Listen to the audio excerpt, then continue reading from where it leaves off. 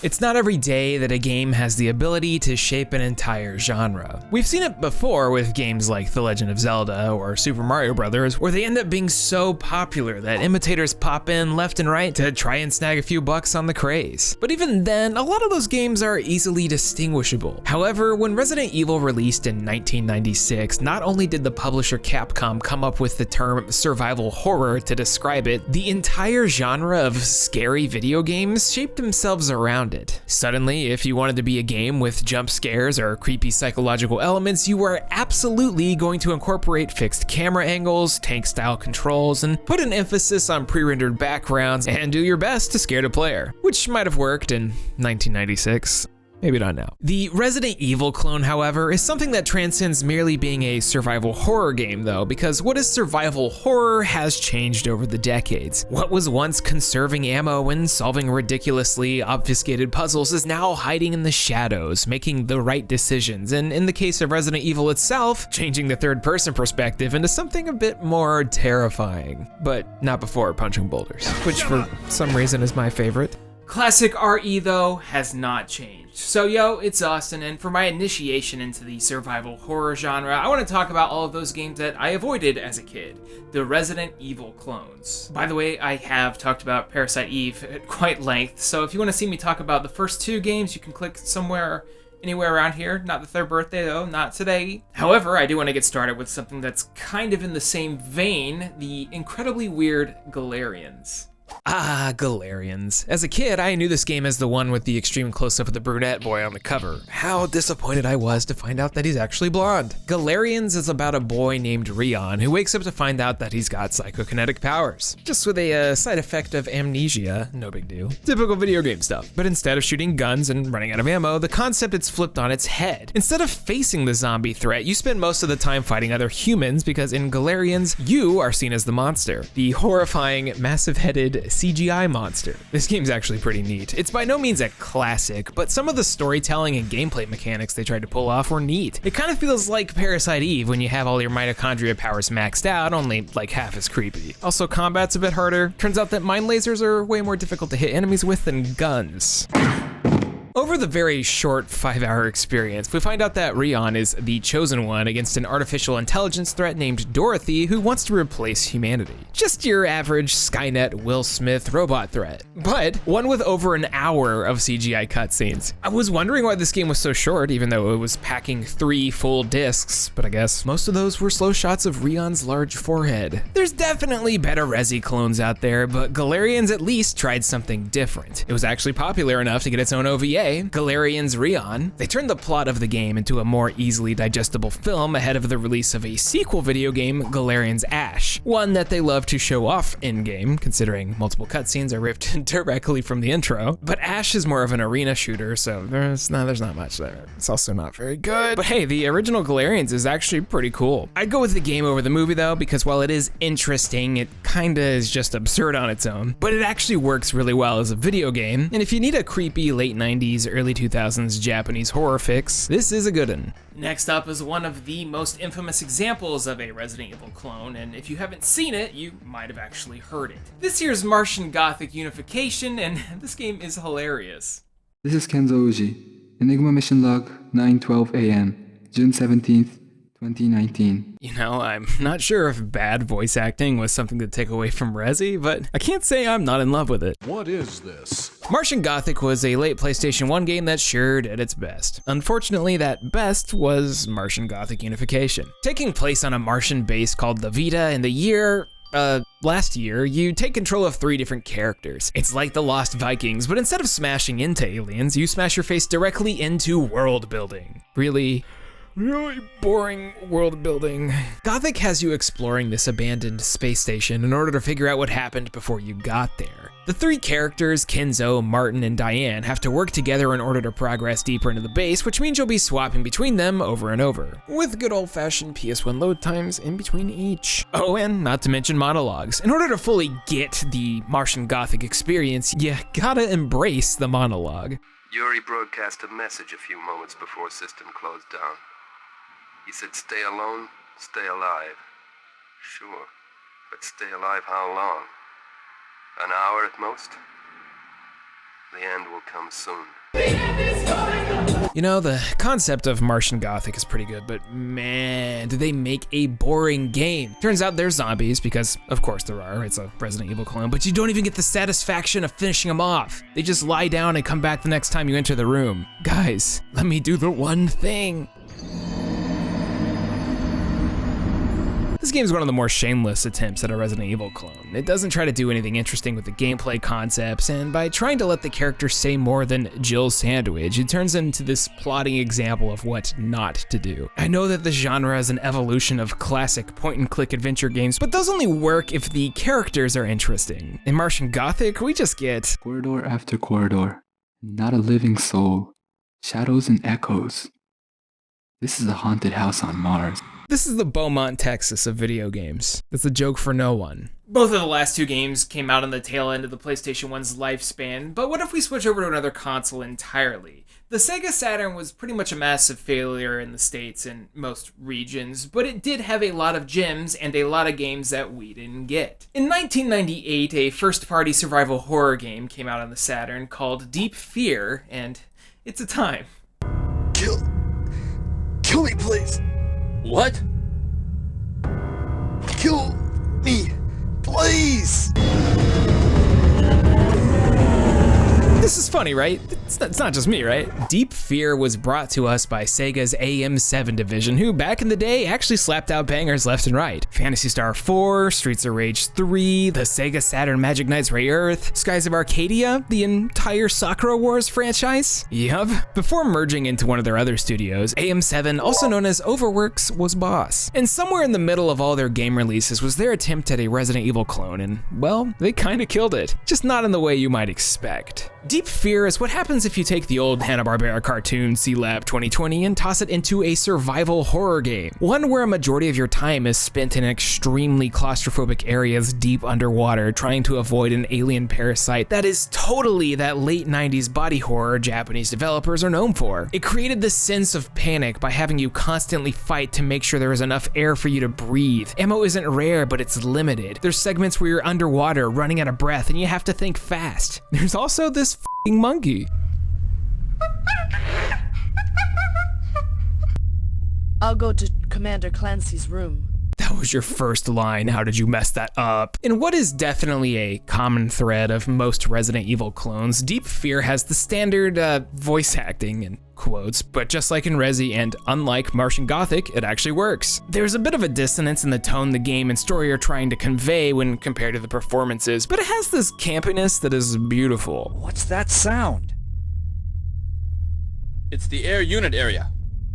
Oh my god. If you look closely, you can even see that they were trying to hide the character mouth flaps when they speak in a majority of the cutscenes. Like here, and even here. Keep that monkey smiling though. The main hook of Deep Fear is the urgency the oxygen system has. It doesn't limit your ammo, but anytime you shoot a bullet, it depletes the amount of oxygen in the area, so you want to be careful. It wants you to stock up on portable oxy tanks. But this can be difficult with the aforementioned tank controls and the way aiming works in this game. Enemies get more in your face as opposed to a slow zombie crawl, so you'll be doing a lot of dodging. Manual walking dodging. It is a shame that the States never got this game, and an even bigger shame that it died out with this single release. Something like Deep Fear has ridiculous franchise potential, and I'm genuinely surprised that we never saw a proper follow-up or even spiritual successor from Overworks or Sega on the Dreamcast. Granted, the co-developer System Sacom made Blue Stinger, but like, Blue Stinger? Ugh. If we were to make a hypothetical list of Resident Evil clones and rank the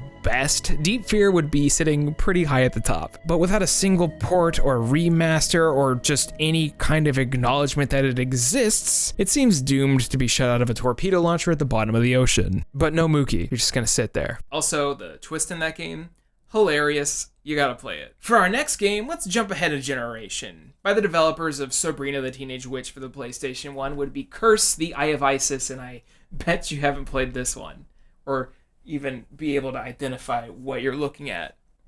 What it tells you everything to know. Curse, the Eye of Isis, also known as the darkest game of all time. I can't see anything. I had to artificially increase the brightness for this one. Never had to do that before. Okay, so this game is basically Resident Evil plus Night at the Museum. Okay, so not quite. Although the Night at the Museum game's not that bad. Plus, this is missing Ben Stiller. Instead, we're playing as Darian Dane, a guy that actually kind of vaguely looks like Ben Stiller, weird. Also, guns. So rather than zombies or body horror, Curse is about a museum that gets taken over by an ancient Egyptian god named Isis. He's set loose and starts possessing people and traps in the museum, turning it into a cavalcade of danger, enemies, and spooky things. That and some amazing facial expressions. Curse is a really interesting take on the Resident Evil formula, merely 2 years before that formula would turn into Resi 4, 5, and 6. It has this hybrid RE and Silent Hill feeling where it has a fully 3D world, or just museum for you to explore, but keeps all of the traditional Resi gameplay mechanics. With the exception of tank controls, thank God, it moves like a normal game. But instead of relying on a lingering sense of dread, Curse's horror comes in with, the classic jump scare, the E-Bomb's world of spooky. It kind of seems like there's only really one enemy to fight in this game, the god Isis, of course. He jumps between enemies as you progress deeper into the museum, and each time you beat them up, his gooey fart gas soul leaves their body and moves on to another one, sometimes taking a very long time to do so. Since Curse doesn't use tank controls, combat actually feels pretty fluid in this. You've got a lot of weapon types, the most obvious of which being a rifle and a beat stick, which you'll use to punch mummies. Eventually you make your way out of the museum and into an ancient pyramid, collecting upgrades along the way and seeing all kinds of scary stuff. Maybe, not really. However, it is one of those games where you actually need to use the lantern to see stuff, so it does have some vibes. It definitely slides into that B-movie territory, especially when you're in the middle of playing and some random dude shoots an arrow at you that has a note that says, "Next time I won't miss." How long has he been standing there? Didn't this museum just get taken over by a god? Who did this? Why? It's always interesting to see a non-Japanese take on the survival horror genre, and the British Asylum Entertainment did a decent job with this, especially considering that it released as a budget game at only $20. However, this game came out in the same year as Silent Hill 3, a game that's considered by many to be one of the best of all time. So, day late, dollar short, but it is an interesting Resident Evil clone that I think fans of this genre should probably check out. You'll probably like it, I think. Anytime I do one of these clone videos, I end up finding something that's essentially firmly planted in rip-off territory. So for our next game, let's talk about something that for a brief moment I legit thought was a Resident Evil spin-off, Chaos Break. Hey look, another European exclusive. How come they get all the fun? Well, fun. In quotations. This here is Chaos Break, and no, that is not Jill Valentine, even if it looks like a Player 2 skin. No Jill here. This is Matuki, a member of the Task Force DEF, and this is not a Resident Evil clone. Nope, not one bit. Break is actually the sequel to an arcade beat 'em up by Taito called Chaos Heat. It's fast-paced, it's all about shooting bullets at giant monsters and weird body horror things. It's not really your survival horror game, but it's got all the staples of it. However, when it came time to make a sequel, they decided to tone down the action a bit, zoom the camera right in, and adopt more survival horror elements to create Chaos Break. But unfortunately, Chaos Break is like half as good as Dino Crisis, and it came out like a year later. It does the fully 3D environment thing, sure, but it tries to take on these mechanics without having any sense of dread, anticipation, fear. It ain't scary, that's for sure. It wants you to think it is, but it's really not. So you and the task force arrive at this random biochem lab to try to figure out what happened through context clues and emails. It's all pretty uninteresting, to be honest. Beyond not Jilly Valentine, you also take control of Rick, also known as 90s Anime Man. You get key cards, you solve puzzles, you fight enemies, you have dual laser guns. You also experience the body horror, but it's also slammed together and ham-fisted in a way that screams rip-off so hard that even these objectively horrifying looking designs of a scientist half transformed into a giant flesh-eating being just look lackluster, generic. How is this generic? Somehow this is generic. 90% of this game is just running around looking for something to interact with, or even waiting around considering there's doors that follow an in-game clock. There's instances where you're shooting at something and it feels alright, but by bringing the camera closer and ditching its roots as an over-the-top action game, it becomes, well, a crappy Resident Evil clone. It's hard to be scared of anything when you can do a sick crescent kick and destroy anything in one hit. This is probably Jill's worst video game. All right, we got time for one more today, and it is a time. A good one I'm not sure, but it is the only game in this video that stars popular YouTuber Will Smith. I don't have the cover because it's a European exclusive again, but you know. Men in Black for the PlayStation 1. It's not every day we get to mash together a licensed game with a clone, but here we are. A glorious day. If you were a child of the 90s, it was hard not to know who Will Smith was. He was on the TV with Fresh Prince, he was on the radio singing about some city in Florida and getting jiggy, and all around the world he was on the silver screen. Who could forget Wild Wild West? The role he took that was not The Matrix. Nice. But in the mid-90s, probably the height of the 90s Roswell alien craze, Will and Tommy Lee Jones co-starred in Men in Black, a ridiculous comedy about government agencies and, well, aliens. This, of course, was during the time period where if you signed Will Smith onto a film, you were probably gonna get a fresh rap spouting the name of the movie to go on top. It's a shame he stopped doing that. Can you imagine him throwing down to The Pursuit of Happiness? Ha ha ha ha. Now, I know there were a few Men in Black video games, most of which were based on the sequel or the cartoon. I did not, however, know that this existed, but now we do. Enter Men in Black, the game. Oof. Ooh, this sucks. We start off with a pop art looking intro where New York City detective James Edwards is investigating what I assume is a robbery, and that is definitely Will Smith. Yep.